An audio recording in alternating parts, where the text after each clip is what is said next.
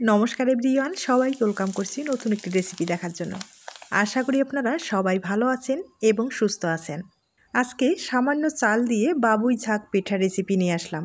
অনেকেই ঝিকিমিকি পিঠাও বলে অথবা রেশমি পিঠাও বলে, তবে পিঠাটা যে নামে ডাকুক কোনো সমস্যা নেই, খেতে কিন্তু ভীষণ টেস্টি আর তৈরি করা এতটাই সহজ যে কেউ সহজেই তৈরি করে নিতে পারবে। এবার চলুন মূল রেসিপিতে যাওয়া যাক, আশা করি আপনাদের ভালো লাগবে। চাল প্রায় এখানে 150 গ্রামের মতো নিয়েছি, আর চালটা আমি আগে থেকেই 4-5 ঘন্টার মতো ভিজিয়ে রেখেছিলাম। তবে এটা আতপ চাল, আপনারা চাইলে কিন্তু সিদ্ধ চালটাও ব্যবহার করতে পারেন, আর সিদ্ধ চাল দিয়েও এই পিঠাটা খুব সুন্দর হবে।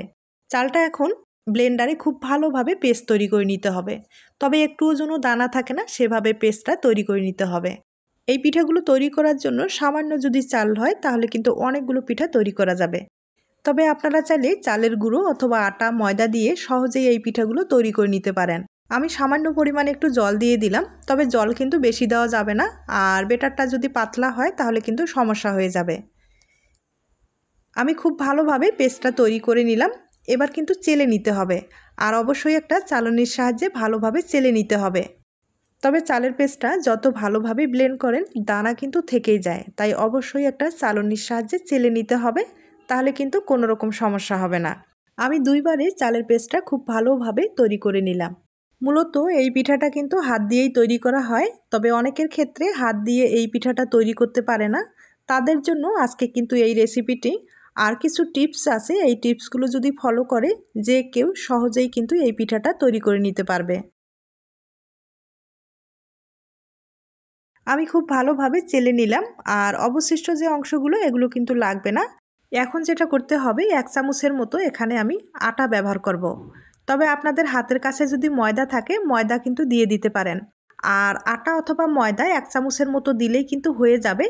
আর এটা দেওয়ার কারণ হচ্ছে, অনেক সময় পিঠাটা তৈরি করতে গেলে পিঠাটা কিন্তু ফেটে যাওয়ার সম্ভাবনা বেশি থাকে, তাই এই সমস্যাটা আর হবে না। আর বেটারটা কিন্তু দেখতেই পারছেন অনেকটা ঘন হয়ে গেছে, তাই এখানে জল দিয়ে দিতে হবে। আর এখানে আমি নর্মাল জলটা ব্যবহার করব না, এখানে কিন্তু ফুটন্ত গরম জলটা ব্যবহার করলাম।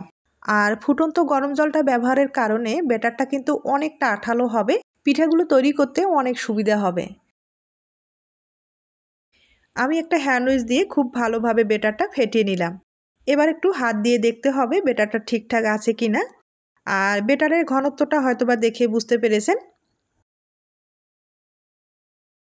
বেটারটা কিন্তু একবারে ঠিকঠাক হয়েছে। এখন যেটা করতে হবে, আমি এখান থেকে কিছুটা বেটার একটু আলাদা করে নেব, আর এটাতে একটু ফুড কালার ব্যবহার করব। তবে আপনাদের যদি ফুড কালারটা পছন্দ হয় দিয়ে দিবেন, না হলে স্কিপ করতে পারেন, কোনো সমস্যা নেই।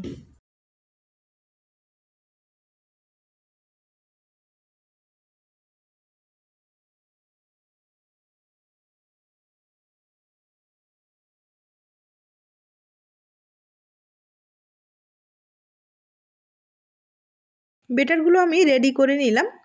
এখন যেটা করতে হবে, এই বেটারগুলো প্লাস্টিকের ব্যাগে ভরিয়ে নিতে হবে। আমি কিন্তু লবণের প্লাস্টিকের ব্যাগে ভরিয়ে নেব।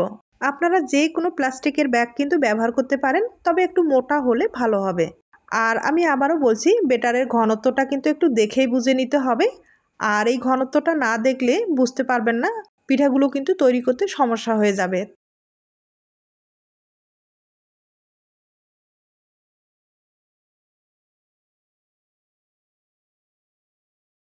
বেটারটা আমি প্লাস্টিকের ব্যাগে ভরিয়ে নিলাম।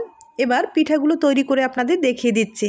তার জন্য অবশ্যই কিন্তু ফ্রাই প্যান লাগবে, আর ঘুরিয়ে ঘুরিয়ে এভাবে কিন্তু আমি ডিজাইনটা তৈরি করে নিচ্ছি।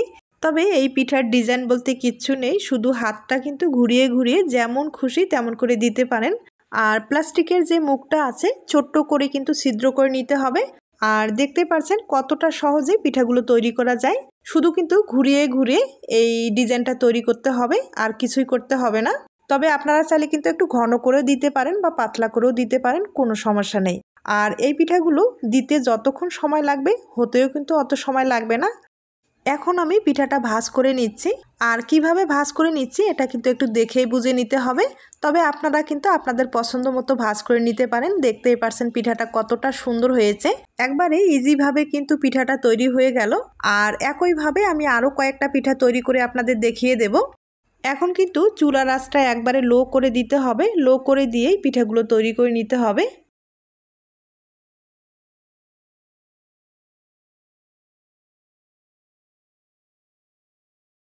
তবে ফ্রাই প্যানটা অনেকটাই গরম আছে, আর গরম অবস্থায় পিঠাটা ভাঁজ করে নিতে যাবেন না, হাত কিন্তু পুড়ে যাওয়ার সম্ভাবনা বেশি থাকবে। আর আমার কিন্তু অভ্যাস আছে, আমার কোনো সমস্যা হবে না, আমি ফ্রাই প্যানেই কিন্তু পিঠাটা ভাঁজ করে নিচ্ছি। আর আপনারা চাইলে কিন্তু এই পিঠাটা তুলে অন্য জায়গায় ভাঁজ করে নিতে পারেন। এই পিঠাগুলো কম সময়ে অনেকগুলো পিঠা তৈরি করা যায়, শুধু বেটারটা যদি ঠিকঠাক থাকে তাহলে কিন্তু সময় একটুও লাগবে না। আর দেখতেই পারছেন কতটা সহজে পিঠাগুলো তৈরি করা যাচ্ছে। তবে বাড়িতে একবার হলেও ট্রাই করে দেখতে পারেন, পিঠাগুলো খেতে কিন্তু ভীষণ টেস্টি হয়। আর একবার তৈরি করে এই পিঠাগুলো কিন্তু পুরো বছর জুড়ে সংরক্ষণ করে খাওয়া যাবে।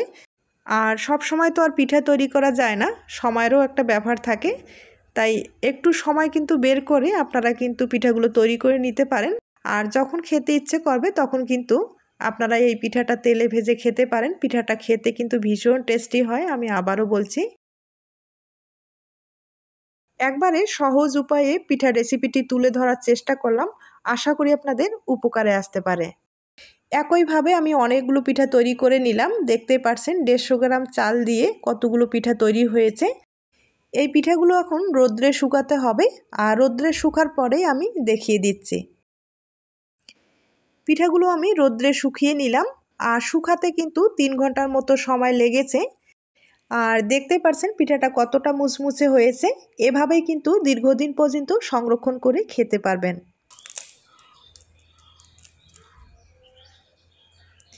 এবার চলুন কয়েকটা পিঠা আমি ভেজে আপনাদের দেখিয়ে দিচ্ছি।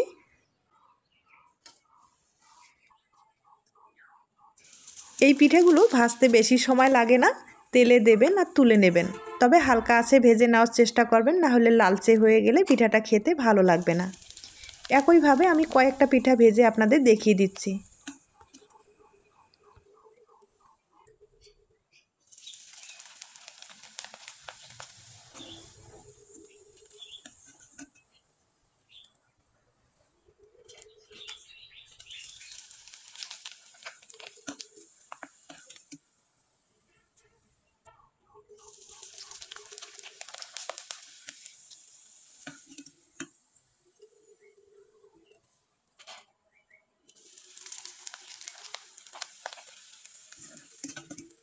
আমি অনেক কয়েকটা পিঠায় ভেজে দেখিয়ে দিলাম, এবার ভেঙে দেখিয়ে দিচ্ছি। তার আগে থেকেই আমি একটু গুড়ের শিরা তৈরি করে রেখেছি, সেটা কিন্তু উপর দিয়ে একটু ছড়িয়ে দিচ্ছি, তাহলে পিঠাটা খেতে ভালো লাগবে।